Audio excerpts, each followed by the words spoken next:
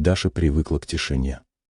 Она стала ее постоянной спутницей 5 лет назад, когда после 7 лет брака Дмитрий ушел. Ушел к другой, молодой девушке, оставив Дашу в их общей, ставшей вдруг такой пустой квартире. Их брак был спокойным, размеренным, если не считать постоянных откладываний разговоров о детях.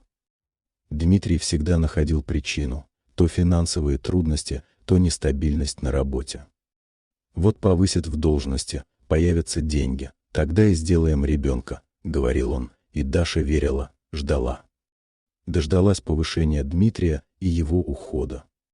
Теперь ей было 39. Она жила одна, работала в местной больнице медсестрой с изматывающим графиком сутки через трое. Работа заполняла ее время, но не пустоту в душе. После развода она пыталась строить новые отношения, ходила на свидания, но каждый раз что-то не складывалось. Мужчины казались чужими, их интересы далекими от ее спокойной, размеренной жизни. Даша не была требовательной, мечтала лишь о простом человеческом тепле, о ком-то, кто был бы рядом.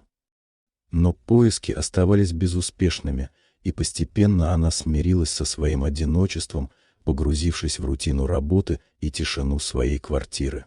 Несколько недель назад в соседнюю квартиру въехали новые жильцы. Их появление нарушило привычный покой дома. С первых же дней стали слышны громкие голоса, хлопанье дверей, звуки передвигаемой мебели. Затем начались ссоры. Крикливые, полные взаимных обвинений, иногда сопровождавшиеся звоном разбивающейся посуды. Даша, тихая и неконфликтная, вздрагивала от каждого громкого звука. Она старалась не пересекаться с новыми соседями, опасаясь их нетрезвого вида и агрессивного настроя. Даже во время их бурных выяснений отношений Даша боялась выйти из квартиры, стараясь переждать шум за закрытыми дверями, чувствуя себя некомфортно и тревожно в собственном доме. Она знала о них немного. Молодая пара, судя по голосам, обоим не больше 30.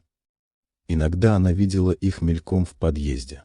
Мужчина неопрятного вида с опухшим лицом и женщина с растрепанными волосами и потухшим взглядом. От них часто пахло табаком и чем-то еще, резким и неприятным. Даша старалась избегать зрительного контакта, быстро проходила мимо, лишь бы не привлекать их внимания. Ночные крики и пьяные песни стали почти еженедельным ритуалом. Даша пыталась заснуть, но шум проникал сквозь стены, вызывая раздражение и бессильную злость. Она понимала, что так продолжаться не может, но что она, тихая, одинокая женщина, могла сделать против этой буйной пары? Мысль о жалобе в полицию вызывала страх. Она боялась мести, боялась, что их агрессия может быть направлена на нее. Так и жила Даша в своей тихой квартире, за стеной которой бушевали чужие страсти. Она чувствовала себя невидимой, существующей на краю чужой, громкой и беспокойной жизни. Единственным ее утешением оставалась работа, где царила своя больничная суета, но там хотя бы все было понятно и предсказуемо. Возвращаясь домой после суточной смены, она надеялась на тишину, но часто ее встречали очередные крики и брань из соседней квартиры, напоминая о том, что ее спокойствие хрупко и временно. Несмотря на все попытки Даши игнорировать своих шумных соседей, их присутствие ощущалось постоянно. Громкие звуки проникали в ее квартиру, напоминая о неблагополучии за стеной. Иногда Даша невольно прислушивалась к обрывкам их ссор, полных взаимных упреков и грубости. Она старалась не вникать, но атмосфера скандала все равно отравляла ее спокойствие. Однажды, возвращаясь с работы после ночной смены, Даша столкнулась с соседкой на лестничной клетке. Женщина выглядела еще более измученной, чем обычно. Под глазами залегли темные круги, губы были искусаны. В руках она держала небольшой полиэтиленовый пакет, из которого выглядывала детская бутылочка. Даша невольно задержала на ней взгляд. Она не знала, что у соседей есть ребенок. Женщина заметила ее взгляд и как-то виновато улыбнулась. «Доброе утро», — тихо пробормотала она и быстро скрылась в своей квартире. Даша стояла в замешательстве. Она никогда раньше не видела у них ребенка. Неужели малыш появился недавно? И как он живет в такой неспокойной обстановке? Эта мысль не давала ей покоя.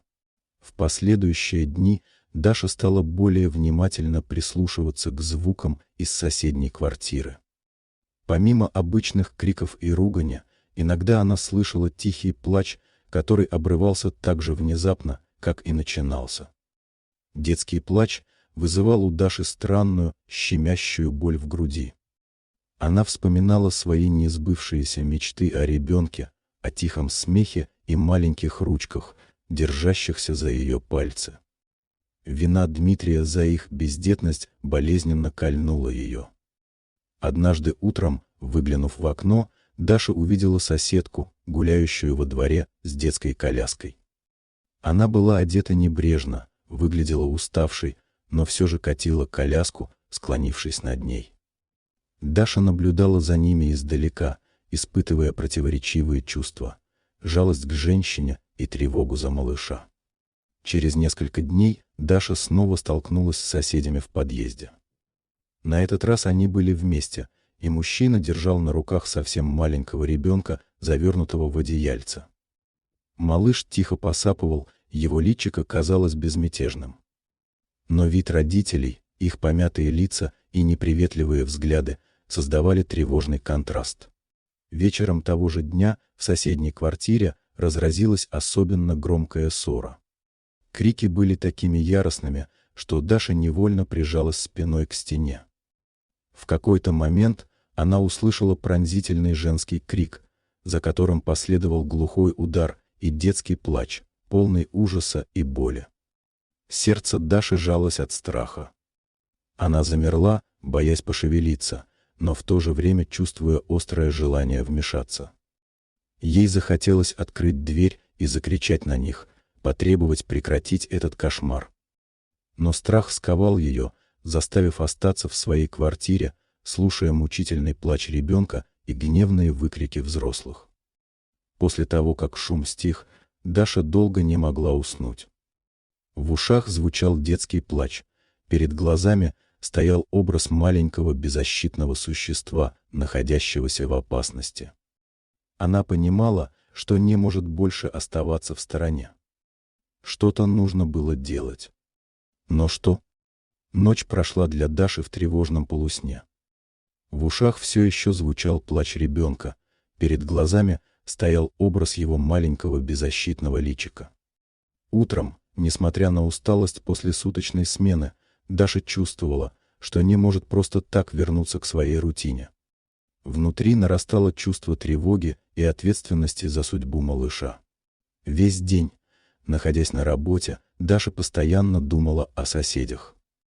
Рассказы коллег о случаях жестокого обращения с детьми, увиденные в новостях репортажи о неблагополучных семьях, все это всплывало в ее памяти, усиливая беспокойство.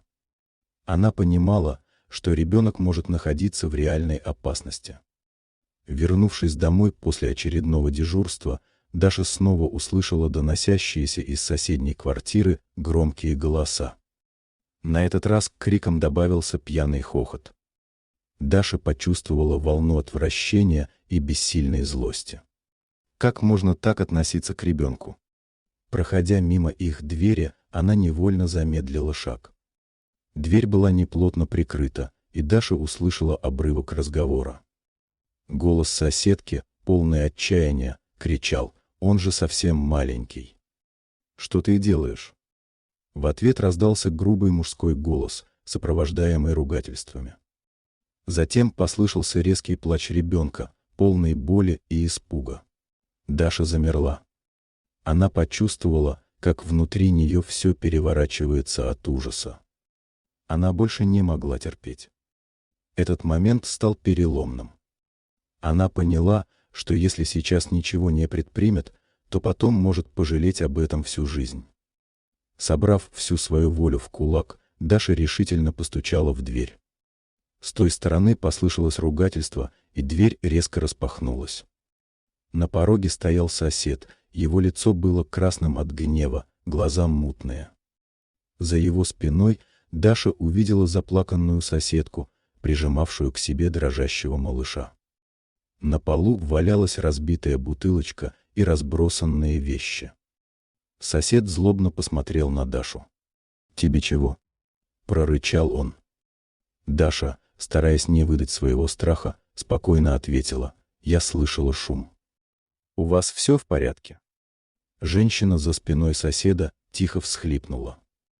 Мужчина окинул ее гневным взглядом и снова повернулся к Даше. «Не твое дело». Огрызнулся он и попытался закрыть дверь, но Даша успела поставить ногу в проем.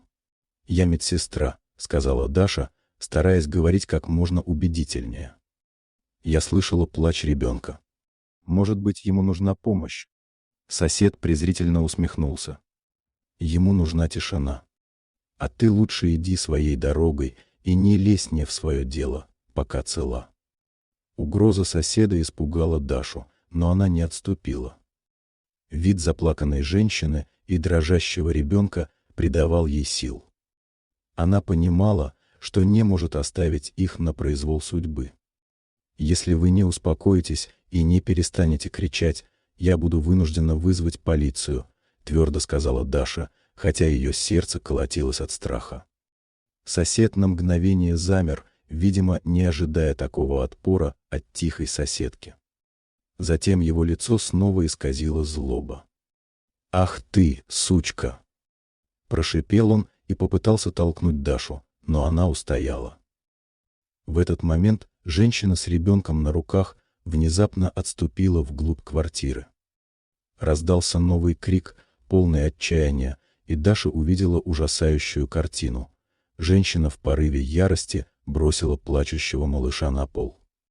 Ребенок упал с глухим стуком и закричал еще громче, захлебываясь слезами.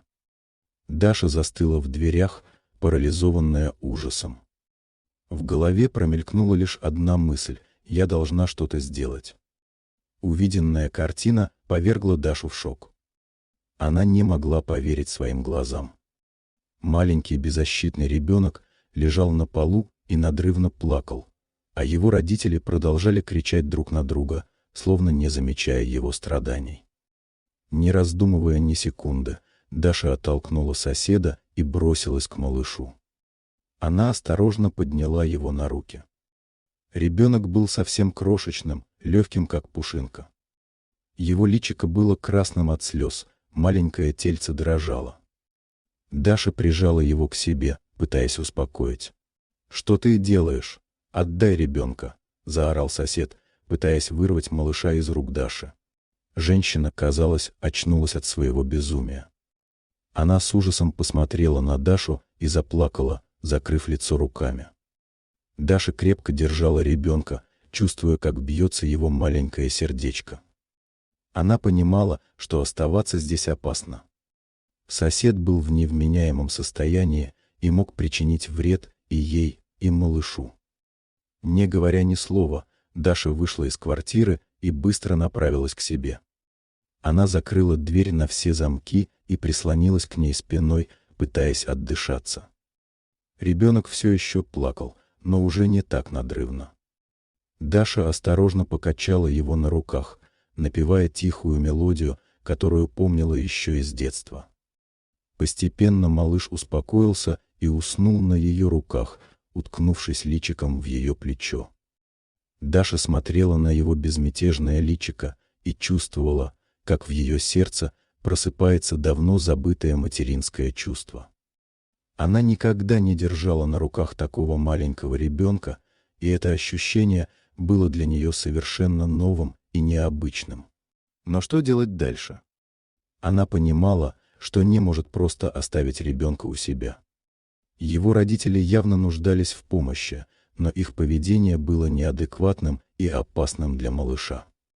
После долгих раздумий Даша решила позвонить в полицию. Она подробно рассказала дежурному о том, что произошло, о шумных соседях, о плаче ребенка и о том, как она видела, что его бросили на пол. Она назвала свой адрес и попросила приехать как можно скорее. Диспетчер вежливо принял ее вызов и пообещал направить наряд. Даша положила трубку и снова посмотрела на спящего малыша. Она чувствовала себя ответственной за него. Прошло полчаса, но никто не приехал. Даша снова позвонила в полицию. Дежурный ответил, что наряд в пути, но из-за большого количества вызовов им приходится задерживаться.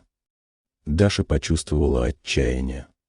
Сколько еще времени она должна ждать? Что если сосед снова начнет буянить? Не зная, что делать, Даша решила позвонить своей коллеге по работе, опытной медсестре Анне Петровне, которой она доверяла. Анна Петровна всегда отличалась рассудительностью и готовностью помочь. Даша взволнованно рассказала ей о случившемся. Анна Петровна внимательно выслушала ее, а затем сказала: «Даша, ты поступила правильно, что забрала ребенка. Но полиция, видимо, не спешит. Тебе нужно звонить в опеку. Они должны вмешаться в эту ситуацию». Даша никогда раньше не сталкивалась с органами опеки и не знала, как правильно действовать. Анна Петровна подробно объяснила ей, куда нужно обратиться и что сказать. Она также предложила приехать к Даше и поддержать ее. Разговор с Анной Петровной придал Даше уверенности. Она поблагодарила коллегу за совет и, собравшись с духом, набрала номер службы опеки. Она надеялась, что там ей смогут помочь. Звонок в службу опеки оказался непростым. Даше пришлось долго объяснять ситуацию, отвечать на множество вопросов. Сотрудница на другом конце провода говорила вежливо, но чувствовалось, что подобные случаи для них не редкость. Даше пообещали, что ее сообщение будет принято к сведению и что специалисты свяжутся с ней позже. Но когда именно это произойдет, ей не сообщили. Даша почувствовала разочарование. Она надеялась на более оперативную реакцию. Малыш все еще спал у нее на руках, и Даша понимала, что время идет, а ситуация не меняется. Она снова позвонила Анне Петровне и рассказала о своем разговоре со службой опеки. Анна Петровна посоветовала Даше не ждать, а самой ехать в отделение опеки и подавать заявление лично. После долгих колебаний Даша решила последовать совету коллеги. Она осторожно разбудила малыша, накормила его смесью, которую нашла у соседей, и, завернув в одеяльце, вызвала такси. Она чувствовала себя немного неловко, держа на руках чужого ребенка, но понимала, что это необходимо. В отделении опеки Дашу встретили довольно прохладно. Уставшие сотрудники неохотно выслушали ее сбивчивый рассказ, попросили написать заявление и сообщили, что будут разбираться. Даша чувствовала себя маленькой и беспомощной в этом лабиринте бюрократии. Ей казалось, что ее история никого не трогает, что судьба малыша безразлична этим людям. Проведя несколько часов в ожидании, Даша уже потеряла всякую надежду. Ребенок начал капризничать, плакать, и Даша с трудом его успокаивала. В этот момент к ней подошла женщина средних лет с внимательным и участливым лицом. Она представилась инспектором опеки и попросила Дашу пройти с ней в кабинет для более подробного разговора. В кабинете инспектор внимательно выслушала Дашу, задавала уточняющие вопросы, проявила искреннее сочувствие к ситуации. Она поблагодарила Дашу за ее неравнодушие и пообещала, что они обязательно вмешаются. Инспектор сообщила, что на ее адрес будет направлен наряд полиции для проверки условий проживания ребенка, а сам малыш будет временно помещен в больницу для обследования. Даша почувствовала облегчение. Наконец-то ее услышали, наконец-то ситуация сдвинулась с мертвой точки. Она передала инспектору контактные данные своих соседей и подробно описала их внешний вид и поведения. Инспектор также поинтересовалась, есть ли у Даши возможность и желание временно приютить малыша, пока ситуация с его родителями не прояснится. Даша на мгновение задумалась. Она никогда не планировала стать матерью-одиночкой в таком возрасте, но вид беззащитного ребенка, его маленький теплый комочек на руках, пробудил в ней такие сильные чувства, о которых она и не подозревала. «Да, я согласна», — твердо сказала Даша. «Я готова временно позаботиться о нем». Инспектор улыбнулась. «Спасибо вам большое. Я думаю, для малыша это будет лучшее решение». После оформления необходимых документов Даша вместе с инспектором поехала в больницу, куда доставили малыша. Она видела его издалека, в детской кроватке, маленького и одинокого. Сердце Даши жалось от жалости и решимости. Она сделает все возможное, чтобы этот ребенок почувствовал себя в безопасности и тепле. В больнице Даше разрешили увидеть малыша. Он лежал в маленькой кроватке, завернутый в белое одеяльце, и тихо посапывал. Даша осторожно подошла к нему и долго смотрела на его безмятежное личико.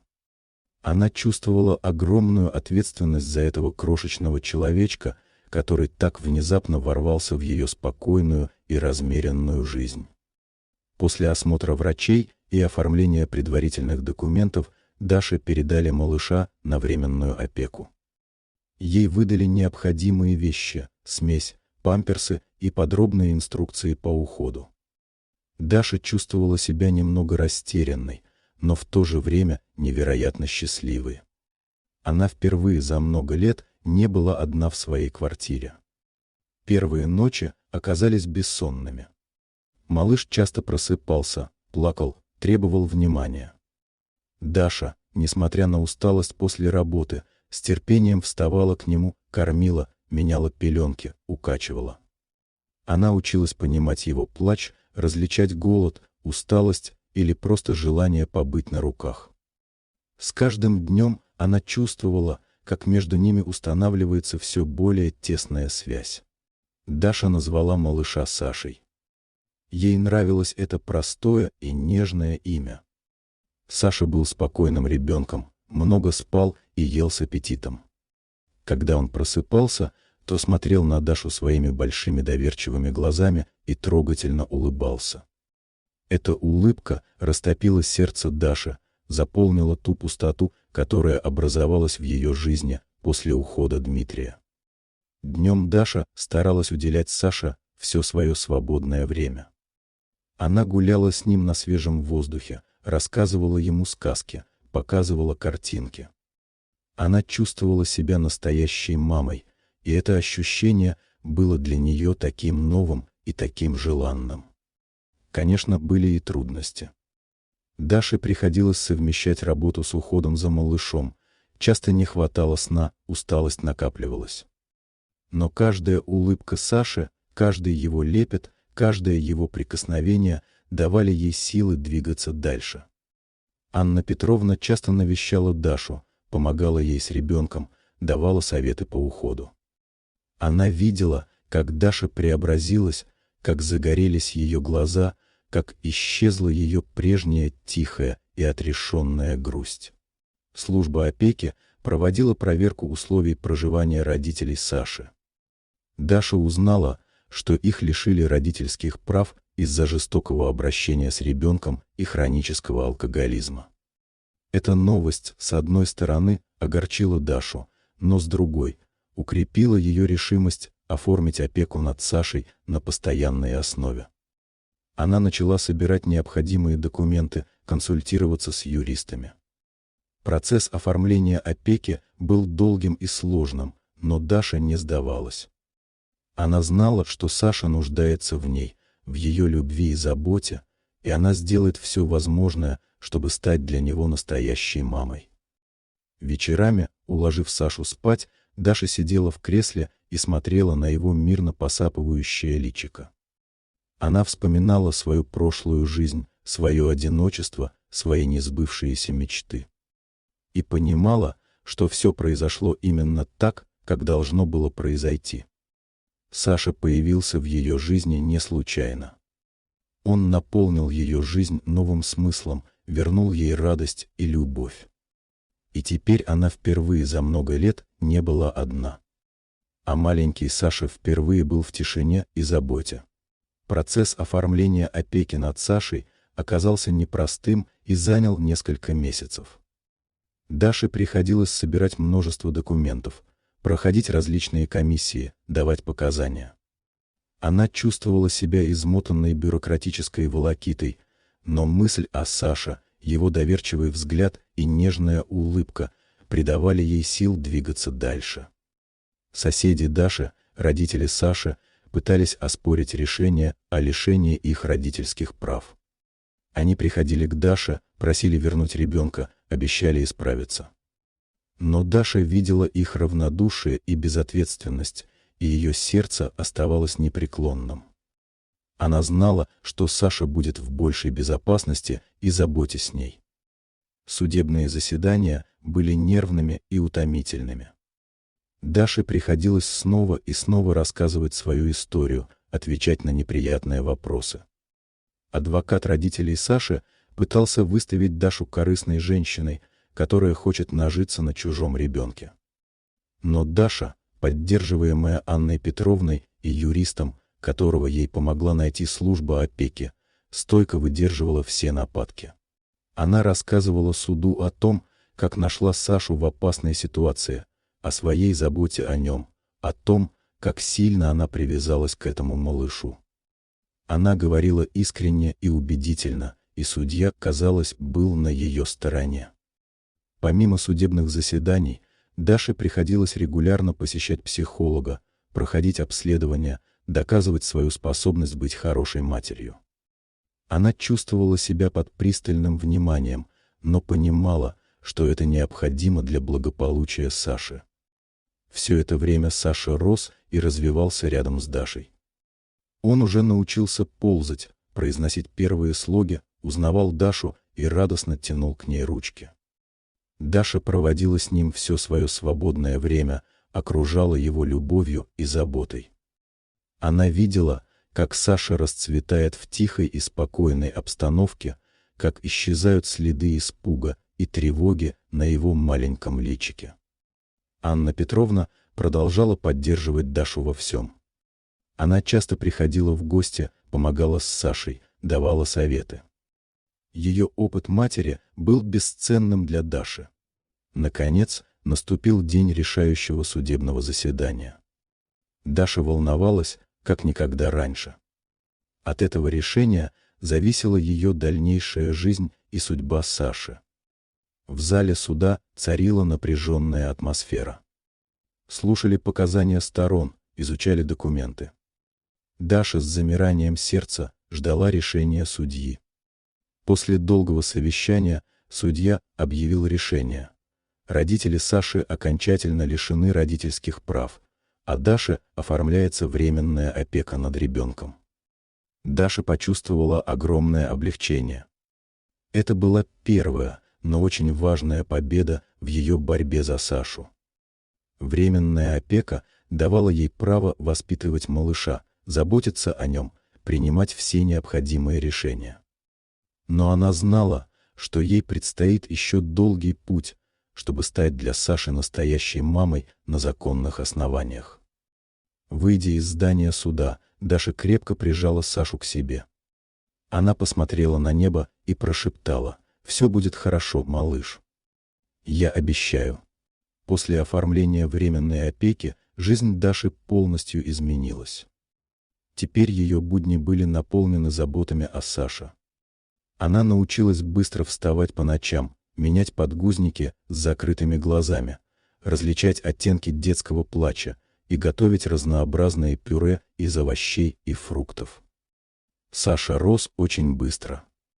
Он уже уверенно сидел, пытался вставать на ножки, держась за опору, или питал все новые и новые звуки. Даша с умилением наблюдала за каждым его новым достижением, фотографировала его первые шаги, записывала смешные слова. Она открыла для себя совершенно новый мир, мир детских поликлиник, развивающих центров, детских площадок. Она познакомилась с другими мамами, обменивалась с ними опытом, делилась радостями и трудностями материнства. Даша чувствовала себя частью этого нового сообщества, где ее понимали и поддерживали. Работа в больнице стала для Даши еще более ответственной.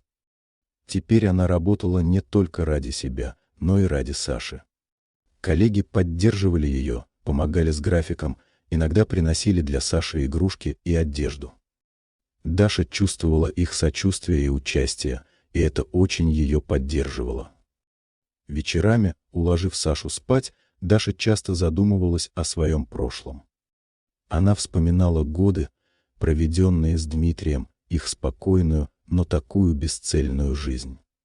Она понимала, что уход Дмитрия, каким бы болезненным он ни был, в итоге привел ее к настоящему счастью, к встрече с Сашей. Она больше не чувствовала обиды на бывшего мужа. Ее сердце было занято любовью к этому маленькому мальчику, который так нуждался в ее заботе. Мысли о собственном одиночестве ушли на второй план, уступив место радости материнства. Даша с удовольствием читала книги о воспитании детей, изучала методики раннего развития, старалась дать Саше все самое лучшее. Она видела, как он тянется к знаниям, как с интересом рассматривает картинки, как пытается повторять за ней слова. Саша стал для Даши не только сыном, но и учителем. Он научил ее быть более терпеливой, более любящей, более ответственной. Он открыл в ней такие качества, о которых она и не подозревала. В выходные дни Даша часто гуляла с Сашей в парке. Они кормили голубей, катались на каруселях, пускали мыльные пузыри. Даша видела, как Саша радуется простым вещам, и эта детская непосредственность наполняла ее сердце теплом. Она понимала, что в ее жизни началась совершенно новая глава. Глава, наполненная заботами, трудностями, но самое главное — безграничной любовью и счастьем. И она была благодарна судьбе за этот неожиданный подарок, за маленького Сашу, который сделал ее жизнь полной и осмысленной. Однажды, гуляя с Сашей в парке, Даша случайно встретила свою давнюю знакомую Ольгу. Они не виделись несколько лет, с тех пор, как Ольга уехала жить в другой район. Даша очень обрадовалась встрече и пригласила Ольгу к себе домой на чай. Ольга была поражена, увидев Дашу с маленьким ребенком на руках. «Даша, это твой сын. Какое чудо!» — воскликнула она. Даша с улыбкой рассказала Ольге свою историю о шумных соседях, о том, как Саша появился в ее жизни. Ольга слушала ее с большим вниманием и сочувствием. «Ты знаешь, Даша, — сказала Ольга после рассказа, — я ведь недавно развелась с Дмитрием». Даша удивленно посмотрела на нее. «С Дмитрием? Тем самым Дмитрием?» Ольга кивнула. «Да, тем самым. Наш брак продлился недолго. Он оказался совсем не таким человеком, каким я его представляла». Даша не знала, что сказать. Она никогда не желала Ольге зла, но, услышав о ее разводе с Дмитрием, почувствовала какое-то странное удовлетворение. Словно справедливость восторжествовала. Ольга рассказала Даше о своей жизни с Дмитрием. По ее словам, он был эгоистичным, безответственным и постоянно думал только о себе. Он так и не захотел детей, хотя Ольга очень об этом мечтала. В итоге они расстались. Даша слушала ее и понимала, что Дмитрий не изменился. Он просто нашел другую женщину, которой сначала пудрил мозги обещаниями, а потом бросил, как когда-то ее. После рассказа Ольга долго смотрела на Дашу и Сашу. В ее глазах читалась зависть и грусть. «Даша, ты такая счастливая», — сказала Ольга. «У тебя есть такой замечательный сын. Я всегда мечтала о ребенке, но, видимо, это не судьба». Даша почувствовала сочувствие к Ольге. Она понимала ее боль и разочарование. «Оля, никогда не говори никогда», — сказала Даша, обнимая Сашу. «Жизнь полна сюрпризов». Ольга еще немного посидела у Даши, поиграла с Сашей.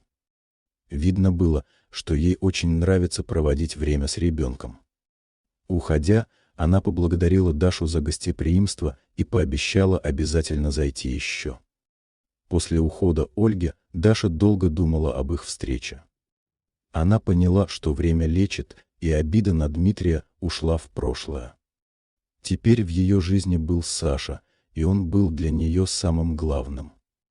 А прошлое осталось в прошлом, напоминая лишь о том, как важно ценить то, что имеешь, и не терять надежды на счастье.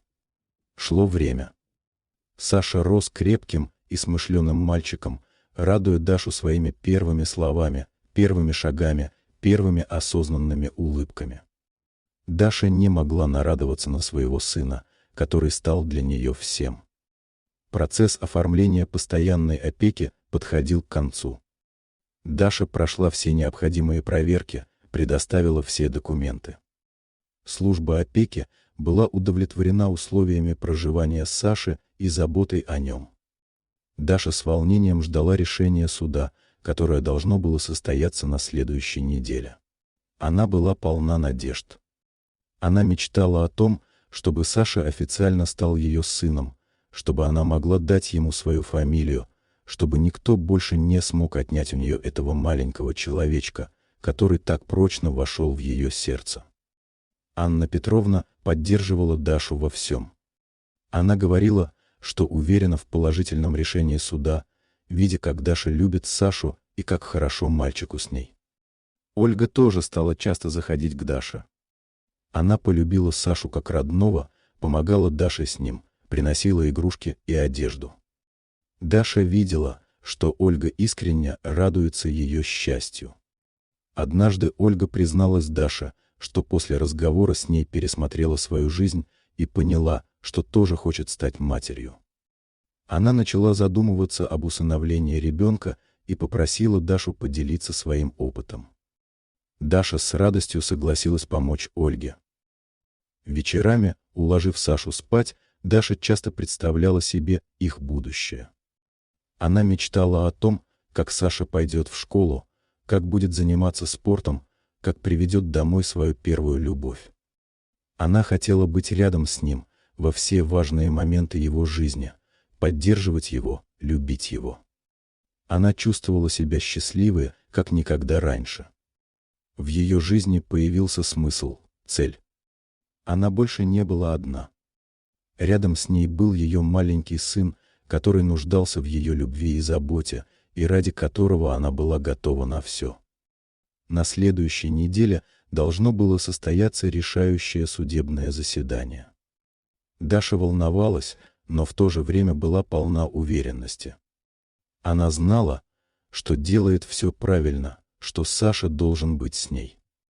Она верила в справедливость и надеялась на лучшее.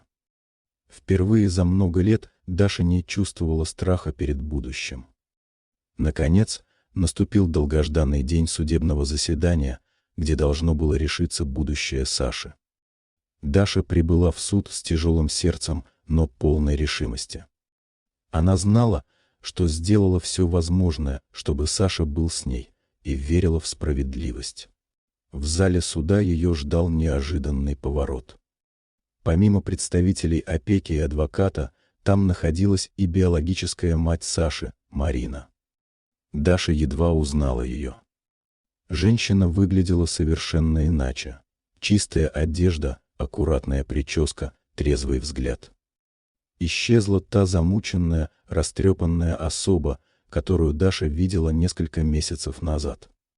Марина подошла к Даше, ее глаза были полны слез. «Даша, пожалуйста, послушай меня», — начала она, ее голос дрожал. «Я все поняла. Я бросила пить, ушла от него. Я очень скучаю по своему сыну. Он мой ребенок. Умоляю тебя, верни мне его». Даша была ошеломлена. Она не ожидала такого поворота событий. Она видела искренность в глазах Марины, но ее сердце сжималось от страха потерять Сашу. «Марина, я понимаю, что ты чувствуешь», — начала Даша, стараясь говорить спокойно. «Но Саша для меня стал родным.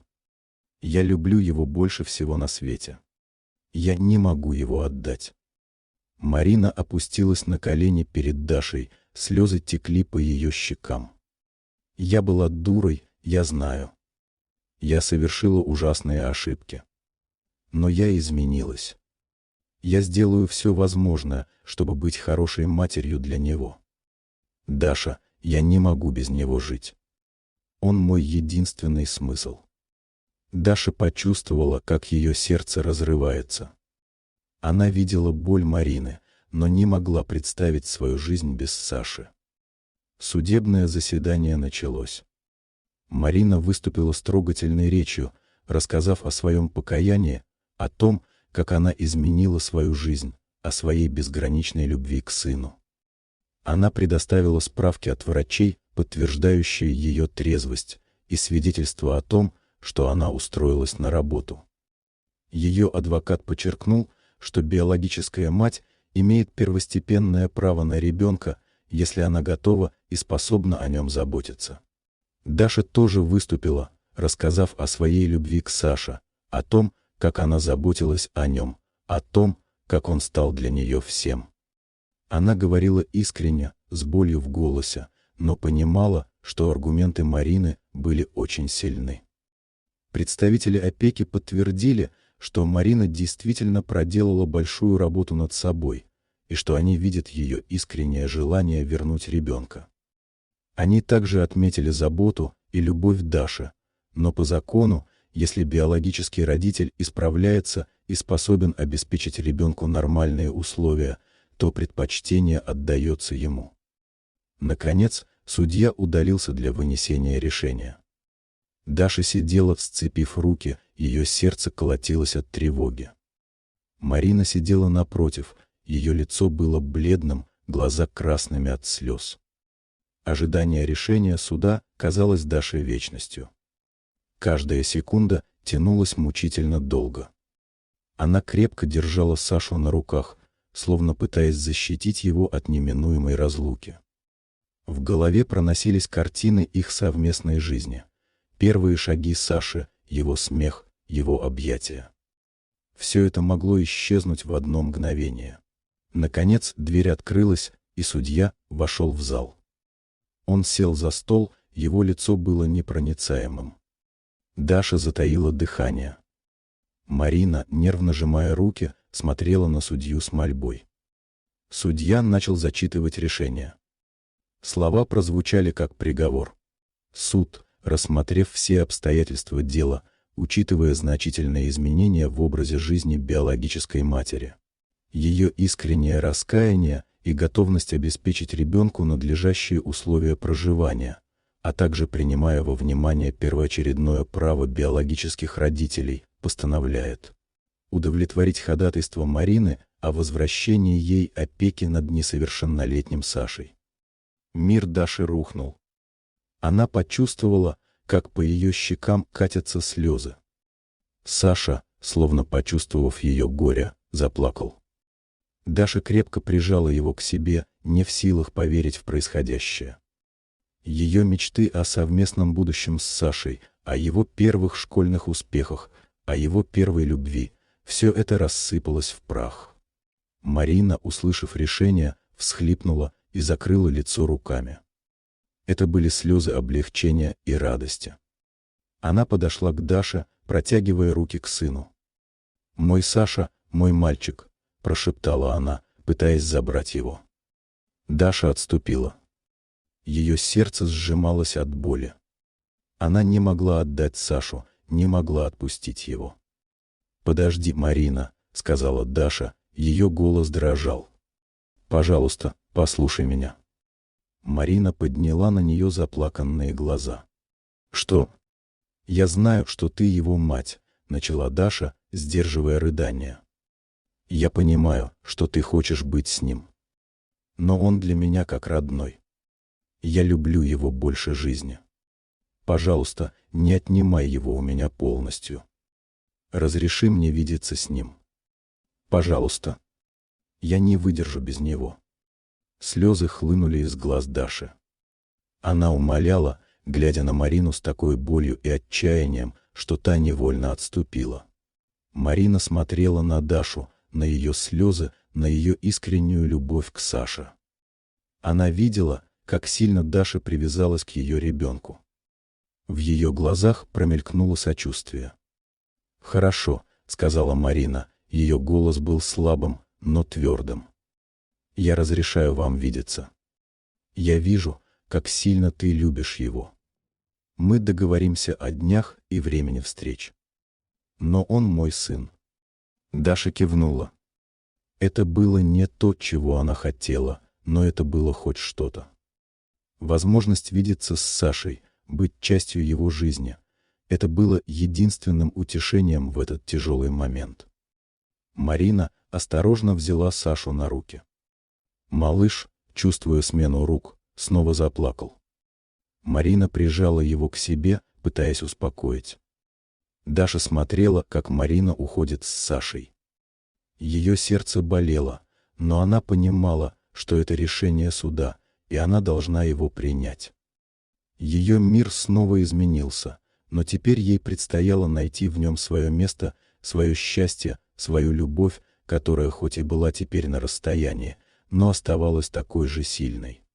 После решения суда квартира Даши снова наполнилась той самой тишиной, от которой она так отвыкла.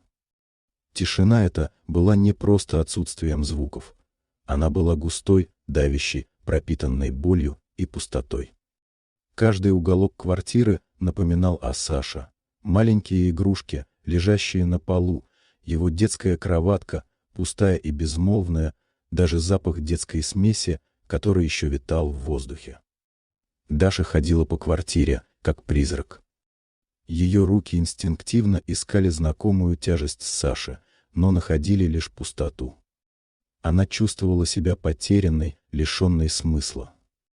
Работа в больнице теперь казалась еще более бессмысленной. Раньше она спешила домой, зная, что там ее ждет Саша. Теперь ей некуда было спешить. Анна Петровна и Ольга часто навещали Дашу, пытаясь поддержать ее. Они приносили еду, разговаривали с ней, но Даша была безутешна. Ее боль была слишком сильна. «Даша, милая, ну держись», — говорила Анна Петровна. «Ты же сильная женщина. Саша будет с тобой видеться. Это уже хорошо». «Я знаю», — отвечала Даша, ее голос был хриплым от слез. «Но это не то же самое. Я скучаю по нему каждую секунду». Ольга тоже сочувствовала Даше. Она видела, как тяжело ей дается разлука с Сашей. Марина сдержала свое обещание. Она позвонила Даше через несколько дней и предложила встретиться. Даша с замиранием сердца согласилась. Их первая встреча прошла в парке. Марина привела Сашу, и Даша увидела его издалека. Он подрос, его глаза сияли. Даша бросилась к нему, крепко обняла, целовала его маленькие ручки, его личико. Саша узнал ее и радостно заулыбался. Марина наблюдала за ними со стороны. Ее лицо было серьезным, но в ее глазах читалось понимание. Даша провела с Сашей несколько часов. Они играли на площадке, гуляли по аллеям, ели мороженое. Даша наслаждалась каждой минутой, пытаясь запомнить каждую деталь его личика, каждый его жест, каждый звук его смеха. Когда пришло время расставаться, боль снова вернулась. Даша не могла отпустить Сашу. Она крепко прижимала его к себе, а слезы текли по ее щекам. «Я буду ждать тебя, Саша», — прошептала она, целуя его в макушку. «Я буду очень скучать». Марина подошла к ним, осторожно взяла Сашу на руки. «Мы будем видеться, Даша. Я обещаю». Даша смотрела, как Марина уходит с Сашей. Ее сердце сжималось от тоски. Она понимала, что это только начало их новой, сложной жизни. Ей предстояло научиться жить в разлуке с Сашей, научиться ценить каждую минуту, проведенную с ним. В следующие недели Даша жила от встречи до встречи. Каждая встреча с Сашей была для нее лучом света в этой пустоте. Она готовилась к ним заранее, покупала ему игрушки, придумывала развлечения. Она старалась быть для него лучшей Дашей, которую он знал и любил. Но вечерами, когда она возвращалась в свою пустую квартиру, боль возвращалась. Она смотрела на его кроватку, на его игрушки и чувствовала себя такой одинокой. Она знала, что должна научиться жить с этой болью, но это было очень трудно. Месяцы сменяли друг друга, и Даша постепенно училась жить в новых условиях. Боль от разлуки с Сашей не ушла полностью, но стала более приглушенной, терпимой. Каждая встреча с ним была для нее глотком свежего воздуха, наполняющим ее сердце радостью и смыслом. Марина, к удивлению Даши, оказалась ответственной матерью. Она действительно изменилась. Саша был ухожен, весел, хорошо развивался. Даша видела, что мальчику хорошо с мамой, и это, хоть и причиняло ей боль, но в то же время успокаивало. Их встречи с Сашей стали регулярными. Они гуляли в парке, ходили в детские кафе, играли дома. Даша старалась использовать каждую минуту, чтобы дать Саше свою любовь и заботу. Она видела, как он радуется ее приходу, как он тянется к ней, и это было для нее самым главным. Она также начала общаться с Мариной. Их отношения были сложными, но они старались найти общий язык ради Саши. Они обсуждали его развитие, его успехи, его проблемы. Даша давала Марине советы по воспитанию, делилась своим опытом.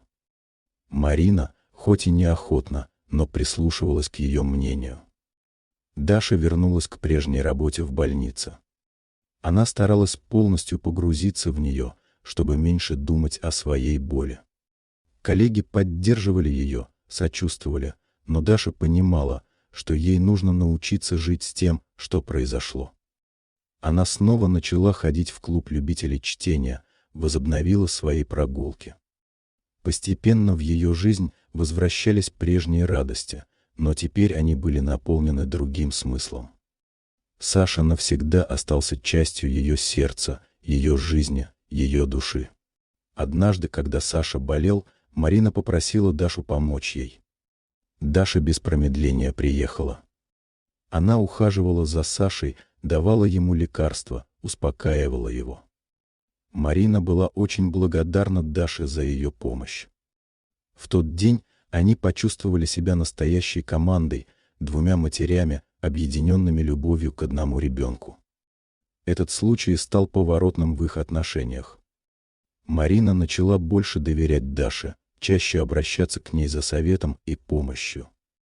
Даша, в свою очередь, почувствовала, что ее роль в жизни Саши не исчезла, а просто изменилась. Она была не просто временной опекуншей, а стала для него второй мамой, любящей и заботливой. Даша перестала обижаться на судьбу, на Дмитрия, на Марину. Она приняла свою жизнь такой, какая она есть, со всеми ее трудностями и радостями. Она поняла, что счастье не всегда заключается в обладании, иногда оно в умении отпускать и любить на расстоянии. Она часто смотрела в окно, как и раньше. Но теперь ее взгляд был другим. Он был полон спокойствия, мудрости и благодарности. Она видела мир во всех его красках, и этот мир, несмотря на все его сложности, оставался для нее прекрасным.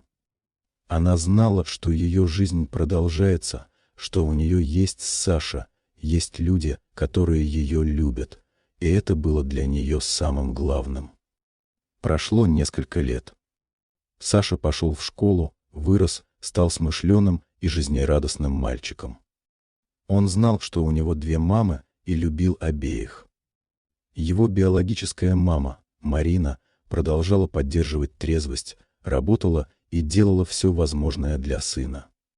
Она была благодарна Даше за ее поддержку и за то, что она не отвернулась от них. Отношения Даши и Марины стали теплыми и доверительными. Они часто встречались, обсуждали успехи Саши в школе, его интересы, его проблемы. Даша продолжала быть для Саши второй мамой, любящей и заботливой. Она проводила с ним много времени, помогала с уроками, ходила с ним в музеи и на выставки. Иногда они втроем, Даша, Марина и Саша, гуляли в парке, ходили в кафе, проводили праздники. Они стали настоящей необычной семьей, объединенной любовью к одному ребенку. Саша был счастлив, окруженный заботой и любовью обеих мам. Даша по-прежнему работала медсестрой. Ее коллеги и друзья видели, как она изменилась, как она расцвела. Она больше не была одинокой и тихой женщиной, а стала уверенной в себе, наполненной жизнью и любовью. Ее квартира, которая когда-то казалась пустой, теперь была наполнена светом и теплом. На полках стояли фотографии Саши, его рисунки, его подделки. Каждый уголок квартиры напоминал о его присутствии, о его смехе, о его радости. Однажды, когда Саша был у Даши в гостях, они вместе сидели у окна. Саша показывал ей на прохожих, на машины, на птиц, щебечущих на дереве. Даша слушала его, улыбалась, обнимала его. «Даша, смотри, как красиво!» — воскликнул Саша, указывая пальчиком на закат, окрасивший небо в оранжевые и розовые тона. «Да, Сашенька, очень красиво», — ответила Даша. «Мир такой большой и такой прекрасный». В этот момент Даша почувствовала полное умиротворение. Она прошла через многое, через развод, через одиночество, через страх слепоты, через борьбу за ребенка. Но все эти испытания привели ее к новому, более глубокому пониманию себя и своего места в мире. Она поняла, что любовь не всегда выражается в обладании, иногда она в умении отпускать, прощать и дарить тепло на расстоянии. Ее окно, которое когда-то было символом ее изоляции, а потом символом ее борьбы, теперь стало символом ее нового, необычного, но такого счастливого семейства. Она смотрела в него, и в ее глазах читалась мудрость, покой и глубокая любовь. Ее жизнь, которая когда-то была тихой и пустой, теперь была наполнена смыслом, радостью и смехом Саши, который, хоть и жил не с ней постоянно, всегда был рядом, в ее сердце. И в этой тишине, наполненной любовью, Даша знала, что она впервые за много лет не одна. А малыш теперь уже не такой уж и малыш, впервые, в постоянной тишине, заботе и, самое главное, окруженной любовью двух своих мам.